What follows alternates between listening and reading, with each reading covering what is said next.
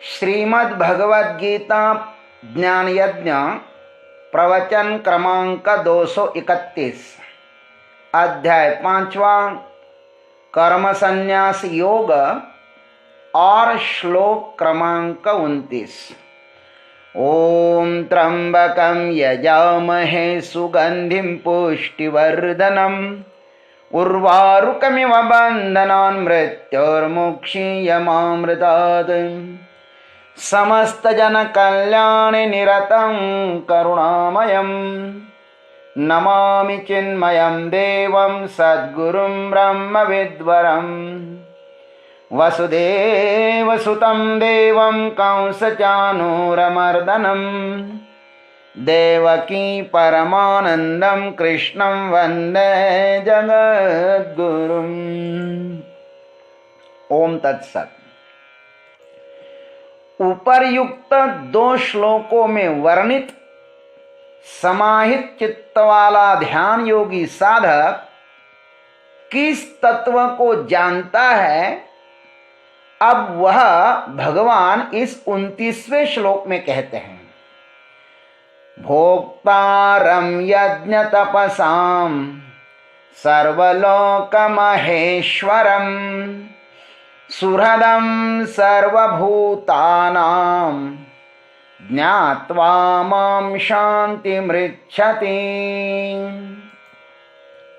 मां यज्ञ तपसां भोक्तारं, मेरा भक्त मुझे सब यज्ञों का और सब तपों का भोक्ता, सर्वलोक महेश्वरम और समस्त लोकों के ईश्वरों का ईश्वर, सर्वभूतानां सुहृदम तथा समस्त भूत प्राणियों का सुहृद अर्थात स्वार्थ रहित प्रेमी, ज्ञात्वा शांतिम रिच्छति, ऐसा तत्व से जानकर शांति को प्राप्त होता है। अब आइए इस पर हम लोग भावार्थ मंजरी नामक चिंतन करते हैं। माम, भगवान गीता जी में जहां जहां पर मैं इस शब्द का उपयोग करते हैं ना, उसका अर्थ क्या है? सर्वांतर्यामी, सर्वभूतों का अंतरात्मा, इस रूप में लेना चाहिए। हम जब मैं कहते हैं तो उसका प्रतिद्वंद्वी शब्द तू होता है। हमारा मैं व्यष्टि के साथ जुड़ा हुआ है, हमारा मैं बड़ा ही क्षुद्र है, किंतु ईश्वर का मैं यह समस्त विराट है, प्रत्येक चैतन्य है, सबका साक्षी है। माम यज्ञ तपसाम भोक्तारम ज्ञात्वा, भगवान कहते हैं मेरे भक्त मुझे सब यज्ञों का और तपों का भोक्ता जानते हैं। यज्ञ वही है जो कर्म निष्काम भाव से किए जाते हैं। जो सकाम कर्म होते हैं वे तो कर्मकर्ता को फल देते ही हैं, क्योंकि सकामी अपने लिए कर्म करते हैं। वे पुत्रेष्टि यज्ञ आदि करेंगे तो उसका फल भी वे पाएंगे। निष्काम कर्म दूसरों के लिए किया जाता है, उसमें ईश्वर समर्पण मुख्य होता है। वे जिन कर्मों को करते हैं वे ईश्वर समर्पित ही होते हैं। ईश्वर प्राप्ति के लिए किया गया तप, शीतोष्ण को सहन करना, व्रत करना, उपासना करना, तीर्थयात्रा करना, ज्ञानार्जन के लिए प्रयत्न करना और उसमें आए हुए सुख दुख को प्रभु इच्छा समझकर सहन करना, यही तो तप है ना। तप भी ईश्वर समर्पित ही होता है। साधक जो कुछ भी करता है वह ईश्वर को ही समर्पित हो जाता है। उसका कर्तृत्व भोक्तृत्व उनमें नहीं आता, ऐसा भगवान कहते हैं। सर्वलोक महेश्वरम ज्ञात्वा, भगवान कहते हैं जो मुझे समस्त लोकों का महेश्वर जानते हैं, भगवान सब पर अंतर्यामी बनकर शासन करते हैं। हम जो कुछ भी कर्म करते हैं उसका दृष्टा सर्वप्रथम अंतर्यामी को ही होता है। अंतर्यामी तो होता है। हम जो कुछ भी कर्म करते हैं उसका दृष्टा कौन होता है? अंतर्यामी तो होता है। प्रभु बहिर्यामी बनकर प्रकृति के नियमों के द्वारा हमारा पालन करते हैं। यह सब संसार एक नियमावली है मेरे भाई। थोड़ा भी हम प्रकृति का उल्लंघन करें तो प्रकृति हमें दंड देगी ही। यहां पर जो कुछ दृश्य अदृश्य प्रपंच है वह सब प्रभु का ही है, क्योंकि सब कुछ उसकी ही इच्छा से हो रहा है। हम जिसे अपना कहते हैं, यह धन मेरा, दारा, पुत्र, परिवार, यह सब उसका ही तो है। इतना ही नहीं, यह हमारा शरीर, हमारा मन, हमारी बुद्धि, हमारी इंद्रिया, यह भी उसके ही नियंत्रण में कार्य करती हैं।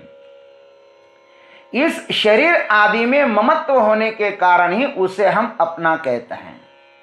वस्तुतः यह हमारा है ही नहीं। इन सब पर नियंत्रण उसका ही है। हमारी इच्छा से यहां पर कुछ भी नहीं होता है। सब प्रकृति के मर्जी से हो रहा है, उनके नियम के अनुसार ही होता है। अतः समर्पित भक्त वही है जो इसके मर्जी से राजी होता है। परमात्मा के मर्जी में जो राजी होता है महाराज, वही सच्चा भक्त है। उसकी तो सत्ता है, सब लोगों पर उसकी सत्ता है, सब वस्तुओं पर वही तो सब कुछ है। यह प्रपंच परमात्मा का ही तो विहार क्षेत्र है। संसार परमात्मा को खेलने के लिए एक रंगमंच है। उन्होंने अपने को माने स्वयं को ही अनेक जीवों के रूपों में विभाजित किया है। वह अपने ही साथ खेल रहा है। भगवान से, इस राज से अनभिज्ञ होने के कारण यह जीव भूल गया है कि हम उनके ही अंश हैं। हमारे में वह सब कुछ होने की संभावनाएं हैं जो सब कुछ ईश्वर में है। सच्चिदानंद उसका स्वरूप है तो हमारा भी सच्चिदानंद ही स्वरूप है। हम भी हर क्षण सच्चिदानंद होने की ही चेष्टा प्रयत्न करते हैं। हमारे भीतर सच्चिदानंद होने की संभावना न होती तो हमारी आंतरिक इच्छा भी वह न होती। हम वह होना चाहते हैं जो हम होते हैं। हम वही है। हम मृत्यु से क्यों डरते हैं? क्योंकि वह हमारा स्वभाव नहीं है। हम मृत्यु से भयभीत इसलिए होते हैं कि उससे हमारी कोई भी जान पहचान नहीं है। हम दुख से क्यों छूटना चाहते हैं? क्योंकि वह हमारा स्वभाव नहीं है। थोड़ी भी हमारी संभावना के विपरीत कोई घटना होवे तो हम उसको अस्वीकार करते हैं। गहरे अर्थ से देखा जाए तो दुखों से हमारा कोई भी परिचय नहीं है। यह सब काल्पनिक है, सुने सुनाए हैं। बच्चों के ऊपर जितने अधिक भय के संस्कार डालो ना, वे उतने ही अधिक अपने जीवन में भयभीत रहेंगे। भयग्रस्त व्यक्ति का विकास नहीं हो सकता है। वे सदा भूत भविष्य की आकांक्षा से पीड़ित रहते हैं। हमारा दुख से कुछ भी संबंध नहीं है, तो भी अज्ञानवश हम पाते हैं कि हमारे जैसा दुखी इस संसार में शायद ही होगा। यही तो अज्ञान है। अज्ञान अंधकार हमें प्रिय नहीं है। अतः रात दिन हम ज्ञान प्राप्ति में लगे हैं। हमारे स्कूल, कॉलेज, यूनिवर्सिटियां सब हमारे समाज को ज्ञानी बनाने में लगे हैं। हमारे आसपास का समाज हमें ज्ञान ही दे रहा है। इन नकली ज्ञानों से सम्मोहित होकर हम अपने असली स्वरूप के, आत्म स्वरूप के ज्ञान से वंचित ही रह जाते हैं। जो परम अज्ञानी हैं वे हमें ज्ञानी बनने की चेष्टा में लगे हैं। अब अज्ञान को ही ज्ञान कहते हैं। अज्ञान को ही ज्ञान कहने की परंपरा अब शुरू हुई है। यह सांसारिक ज्ञान न हो तो जीवन बेकार गया, अब ऐसा हम समझने लगे हैं।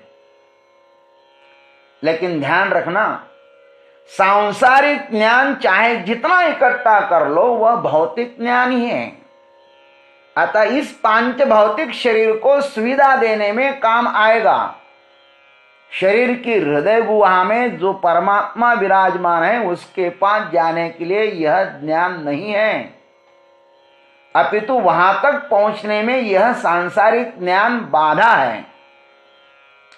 इसलिए तो हम भौतिक ज्ञान चाहे जितना प्राप्त कर ले, किंतु भीतर अशांति ही बढ़ती रहती है। ग्रंथों को चाहे जितना पढ़े, ग्रंथियां और भी पक्के हो जाते हैं। आध्यात्मिक ग्रंथों को भी हम बहुत पढ़ते हैं, किंतु अज्ञान और भी घना हो जाता है। आंखों के समक्ष और भी अंधकार छा जाता है। अपने स्वार्थ के अतिरिक्त और कुछ भी नहीं दिखाई देता है उसको। स्वार्थ का अंधकार और भी घना हो जाता है। आज संसार में ऐसे बोलने वाले ज्ञानियों का बड़ा ही बाजार हो गया है। ऊपर से ज्ञान की चर्चा करेंगे और भीतर राग द्वेष ईर्ष्या से पीड़ित रहेंगे। अभिमान शिखर तक छुआ रहता है महाराज। आत्मज्ञान तो विनम्रता प्रदान करता है। यह न हो तो जरूर कुछ भूल है, यह समझना चाहिए। ज्ञानी से मिले तो बहुत प्रेम के झरने फूटने चाहिए महाराज। उनमें आत्मीयता होना चाहिए, किंतु होता उसके विपरीत ही है। अतः अवश्य ही कहीं तो भूल हो रही है। दोष ज्ञान में नहीं है, उसके संग्राहक में है। पात्र में दोष है, दूध में नहीं है। ज्ञान शुद्ध है, निर्मल है, तेजस्वी है, वही हमारा स्वभाव है। उसकी प्राप्ति होने से आत्मस्वरूप का बोध होना चाहिए, किंतु नहीं होता है तो हमारा ज्ञान संदेहास्पद है, विचार नहीं है। सच्चिदानंद हमारा स्वभाव है, उसकी प्राप्ति से परमात्मा का ज्ञान हो जाएगा। उसको तत्व से जानने से ही शांति प्राप्त होगी, शब्दों से नहीं। तत्व से जानना है उस परमात्मा को, ऐसा भगवान कहते हैं। सर्वभूतानां सुहृदं ज्ञात्वा, भगवान कहते कि सब प्राणी मात्र के सुहृद है परमात्मा। उनसे कुछ भी प्रत्युपकार की अपेक्षा न करते हुए वे उन सब पर सर्वदा उपकारों की वर्षा ही करते रहते हैं। जैसे मां अपने बालक पर सर्वदा उपकार करती रहती हैं। बालक भले ही मां को भूल जाए, किंतु मां बालक पर सर्वदा स्नेह की ही वर्षा करती रहती है। सब प्राणी परमात्मा का अंश है। जैसे हम अपने शरीर का सर्वदा भला चाहते हैं, हम कभी भी नहीं चाहते कि हमारे शरीर को कष्ट हो। बढ़िया से बढ़िया हम उसको सुरक्षित रखते हैं। वैसे ही भगवान भी हम सब पर निस्वार्थ प्रेम करते हैं। वे सब के लिए सम हैं, उनके लिए कुछ भी छोटा बड़ा नहीं है। विषमता परमात्मा के पास है ही नहीं। हमारी दृष्टि से विषमता है कि यह मेरा है, यह तेरा है, किंतु भगवान की दृष्टि में नहीं। सब संसार उसका ही बगीचा है। सब यह खिले हुए फूल हैं, उसके ही बगीचे की शोभा बढ़ा रहे हैं। वह सर्वज्ञ है, उसे पता है कि किस समय किसको किस वस्तु की जरूरत है। वह परमात्मा येन केन प्रकार उसकी पूर्ति करते रहते हैं। हमसे ज्यादा उसकी हमारी चिंता है महाराज।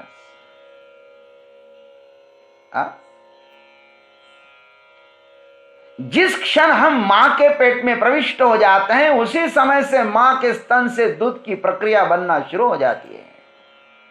यह हमारी सुविधा में कितना अधिक दक्ष है परमात्मा, इस घटना से ही हम कल्पना कर सकते हैं। सब हमारी चिंता वही करता है। आदमी को भगवान अपने संसार में सब कुछ दे रहा है। रहने को पृथ्वी दे रहा है, पीने को पानी, श्वास लेने को हवा, यह प्रकाश, यह गर्मी, सब कुछ दे रहा है वह।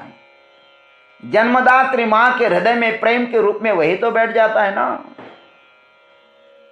बालक होते ही मां के हृदय में वह हम पर प्रेम की, स्नेह की वर्षा करने लगते हैं।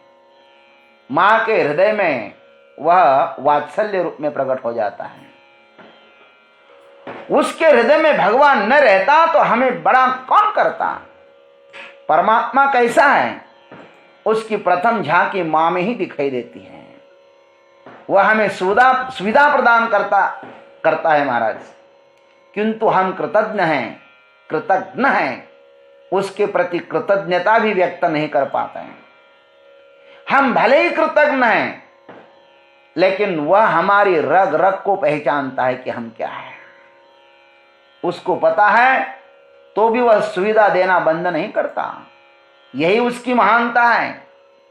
बालक मां को भले ही लात मारे, गालियां दें, उसके बाल नोच लें, उसके मंगलसूत्र तोड़े, तो भी मां उसका तिरस्कार नहीं करती, उस पर प्यार ही करती रहती है।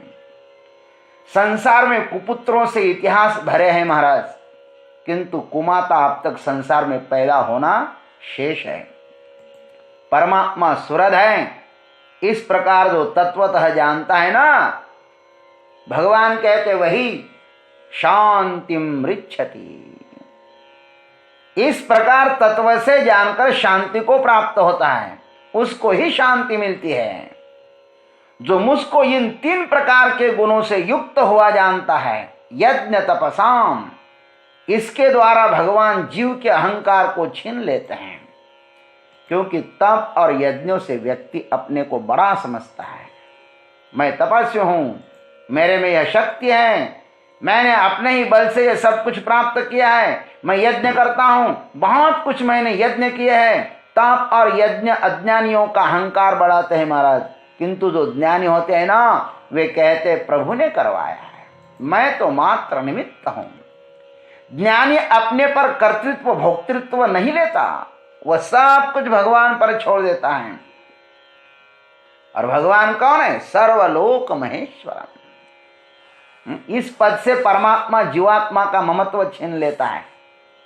जीव अपने को स्वामी कहता है, धन दारा पुत्रों का वह स्वामी होना चाहता है। भगवान कहते हैं कि सबका ईश्वर मैं हूं, है तू चिंता मत कर। कृष्ण जी का अहम और मम विराट है। वे बड़े होते हुए भी काम छोटा कर रहे हैं, वे सारथे हैं महाराज अर्जुन के। प्रभु को कोई भी कर्म करने से संकोच नहीं है, क्योंकि वहां पर अहम मम नहीं है। जीव प्रत्येक कर्म का कर्ता भोगता है, अतः सुख दुख को प्राप्त हो जाता है। भगवान इनसे मुक्त रहते हैं, इसलिए सर्वदा अपने स्वरूप सच्चिदानंद में तल्लीन रहते हैं। प्रभु स्वयं आनंद रूप है, अतः दूसरों को भी आनंद ही देते हैं। जिसने स्वयं को न जाना हो, स्वयं का कल्याण न किया हो, वह दूसरों का हित नहीं कर सकता। इसलिए तो भगवान कहते सुहृदः सर्वभूतानाम, वह सबके हित में ही लगे रहे हैं। सबको वह मनुष्य जन्म देकर आत्म कल्याण का सुअवसर प्रदान करता है परमात्मा।